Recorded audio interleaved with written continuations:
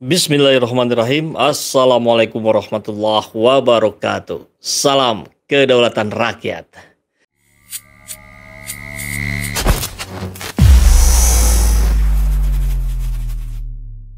Kita diskusi sebentar sebelum makan siang atau sambil makan siang boleh lah ya. Kita ngobrol-ngobrol sebentar tentang bagaimana riuhnya para buzzer terus berupaya mendegradasikan Anies Baswedan, mendowngrade Anies Baswedan.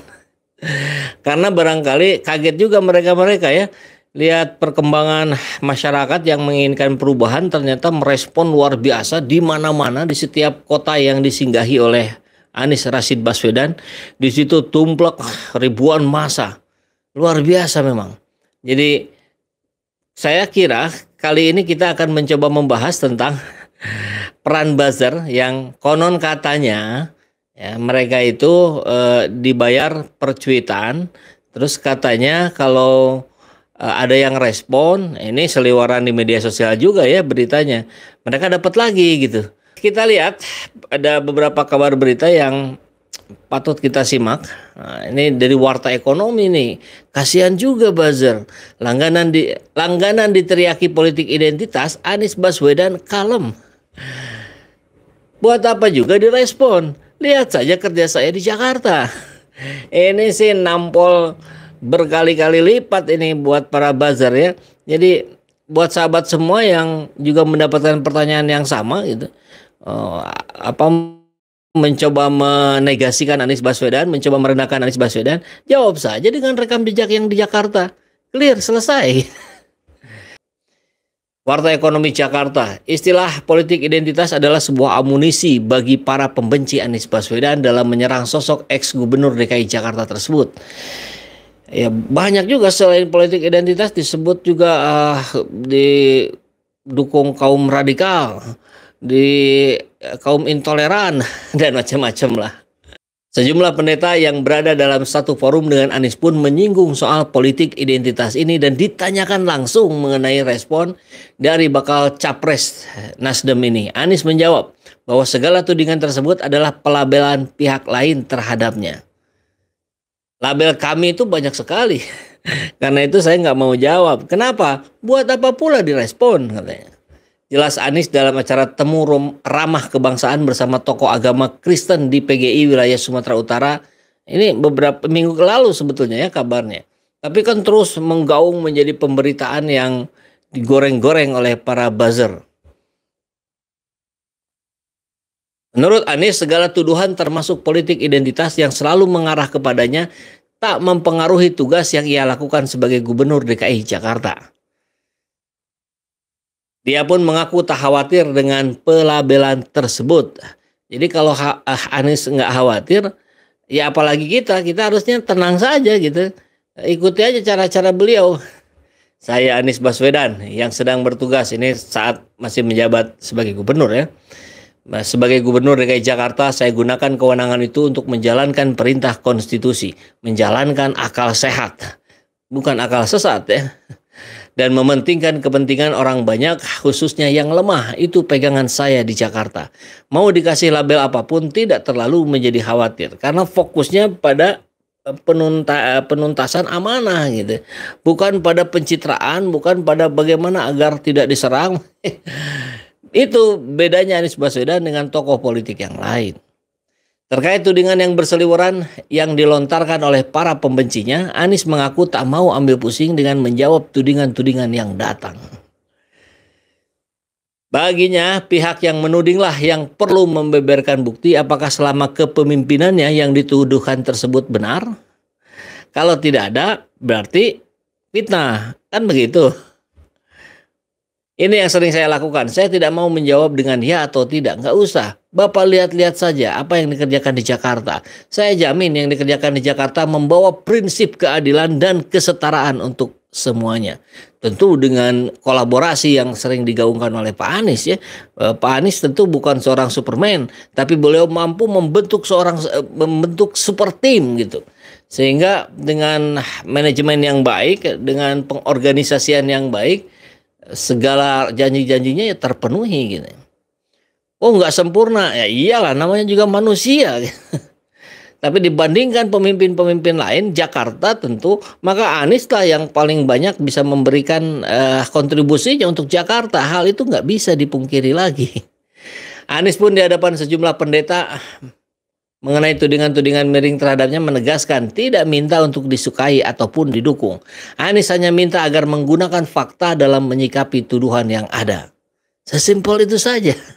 Dengan gaya rileks seperti biasanya ya.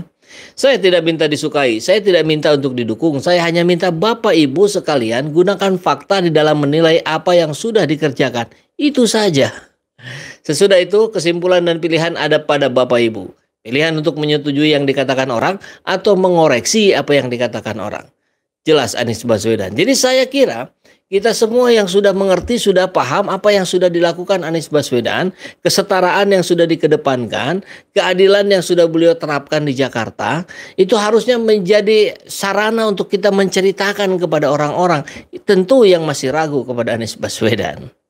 Nah, faktanya kita lihat kemudian kalau para buzzer menyebut ini politik identitas, ini rasis, ini intoleran, radikal, dan seterusnya. Justru fakta yang terjadi di bawah, nah ini yang kita curigai. Kok berbeda gitu. Yang di bawah itu semakin membesar gelombang dukungan kepada Anies Rashid Baswedan. Jangan-jangan ramainya istilah-istilah itu, para buzzer itu pertama hanya ada di media, atau hanya terjadi pada elit-elit politik saja gitu. Bukan realita yang ada di lapangan. Kan kalau sahabat ini semua ingin membuktikan, coba saja dekati tetangga kita, keluar rumah, tanya, saya yakin itu berbeda. Tidak ada polarisasi di bawah gitu. Tidak ada kecurigaan-kecurigaan radikal, politik identitas dan sebagainya. Di bawah itu tidak ada. Di bawah itu baik-baik saja. Yang bikin masalah itu yang di atas, para elit-elit politik ditambah para buzzer. Mau bukti? Buktinya yang menjadi lawan pun akhirnya bergabung menjadi kawan. Ini kita bisa dapatkan kabarnya. Jumat hari ini, ex-wakil ketua tim ses Jokowi pimpin pemenangan Anies di Yogyakarta. Apa ini?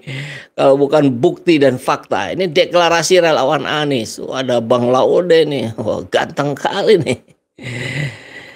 Dewan Pimpinan Wilayah DPW Aliansi Nasional Indonesia Sejahtera Anies Daerah Istimewa Yogyakarta dideklarasikan di Cengkir Resto, Sleman tanggal 10 kemarin ya. Ex wakil ketua tim ses Jokowi pada Pilpres 2019 untuk wilayah Yogyakarta, Dani Eko Wiono ditunjuk menjadi koordinator presidium relawan pendukung Anies Baswedan. Saya yakin sebetulnya bukan sekedar ditunjuk, tapi ada kerelaan ya. Karena namanya juga relawan ya, ada kerelaan, ada kesukaan terhadap Anies Baswedan sehingga siap mengemban amanah ini. Kami bersyukur dengan segala tantangannya akhirnya bisa melaksanakan deklarasi ini.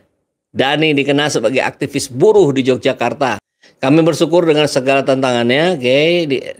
Dia juga pernah menjadi ketua DPW PSI Yogyakarta. Jadi ini salah satu yang hijrah ini. Pada Pilpres 2019, Dani merupakan wakil ketua tim ses Jokowi Maruf Amin untuk wilayah Yogyakarta. Ini tentu dia sudah tahu cara-cara yang harus dilakukannya ya. Kedepan kita perlu pemimpin yang membawa perubahan. Orang jujur seperti Anies Baswedan wajib kita dukung. Tegas Dani. Oh, keren kali nih. Yogyakarta Kota Anies. Koordinator Presidium DPP Anies Laude Bashir menegaskan Yogyakarta adalah tempat Anies Baswedan tumbuh dan berkembang. Ini yang harus terus diangkat oleh relawan untuk disampaikan kepada masyarakat di Yogyakarta tentu maksudnya ya. Anies Baswedan sendiri lahir di Kuningan namun sejak SD ia sudah mengenyam pendidikan di Yogyakarta, kota pendidikan. Jadi Mas Anies ini putra Jogja. Kalau yang pernah bertemu langsung dengan beliau sangat jelas karakter beliau, imbuh Laude. Saat remaja Anies menjadi pengisi acara Tanah Merdeka yang disiarkan TVRI Jogja saat itu. Dididik sejak kecil di kota pendidikan menjadikan Anies tumbuh menjadi pribadi yang memiliki kompetensi. Terbukti saat menjadi menteri dan tentunya menjadi gubernur DKI banyak prestasi yang beliau torehkan. Saya kira ini menjadi bukti yang cukup untuk masyarakat Indonesia khususnya Jogja bahwa kita punya pemimpin 2024 yang akan membawa perubahan dan perbaikan di Indonesia. Kata Laude. Tokoh masyarakat Jogja KRT Moh Zuhud yang turut hadir memberikan sambutan. Menurutnya masyarakat mayoritas menginginkan pemimpin yang bisa membawa Indonesia menjadi lebih baik. Ini yang terjadi di grassroots, di lapangan. Berbeda dengan yang terjadi di elit politik. Zuhud sendiri adalah tokoh masyarakat yang merasakan 3 zaman mulai Orde Lama, Orde Baru hingga reformasi. Menurutnya negara ini perlu banyak perbaikan. 2024 adalah momen kita mendukung pemimpin yang amanah dan berani. Saya yakin Anies bisa memimpin negeri ini. Wah. Deklarasi sendiri berlangsung lancar, sejumlah tokoh juga hadir, diantaranya dari Nasdem Yogyakarta, Forum Ka'bah Membangun, dan sejumlah simpul relawan lainnya. Keren kali ya. Baik, terima kasih.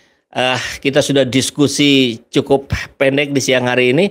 Kita siap-siap makan siang yang belum makan siang. Lanjutkan pekerjaan kita dan abaikan para buzzer. Berikan perhatian sedikit saja karena mungkin saja ada beberapa rekan-rekan kita, sahabat kita yang terpengaruh oleh para buzzer itu. Tapi selebihnya mari kita fokus untuk mensosialisasikan cara-cara baik yang sudah dilakukan oleh seorang Anies Rashid Baswedan. Fokus kita sebetulnya bukan pada Aniesnya, tapi pada perubahan Indonesia yang diharapkan menjadi jauh lebih baik ikhtiarnya melalui Anies Rashid Baswedan. Begitu ya. Salam kedaulatan rakyat. Assalamualaikum warahmatullahi wabarakatuh. Alhamdulillahirrahmanirrahim. Saat ini banyak sekali sahabat-sahabat dari Saiful Zaman Channel yang menjadi patron dari kegiatan ini, yang mendukung, yang mensupport dengan berbagai cara. Luar biasa, via WhatsApp, via grup, via media sosial lainnya. Bahkan tidak sedikit yang kemudian mendonasikan uangnya untuk perjuangan kami di medan dakwah ini. Ya jelas hal ini sangat membantu keberlangsungan channel ini karena kebutuhan pun kemudian bertambah. Tidak bisa lagi ini dikerjakan oleh 1-2 orang. Kita harus merekrut lebih banyak orang. Dan itu jelas membutuhkan dana yang tidak kecil. Nah, oleh karena itu buat sahabat-sahabat semua yang terus mendukung kami, doakan juga kami untuk mampu istiqomah, untuk mampu terus menyuarakan dan menggemakan suara hati rakyat. Dan seperti biasa, bagi yang ingin membersamai kami dengan membantu operasional channel ini, sahabat bisa mendonasikannya ke nomor rekening yang ada di bawah sini. Dan silakan untuk mengkonfirmasikannya ke nomor yang ada di sini.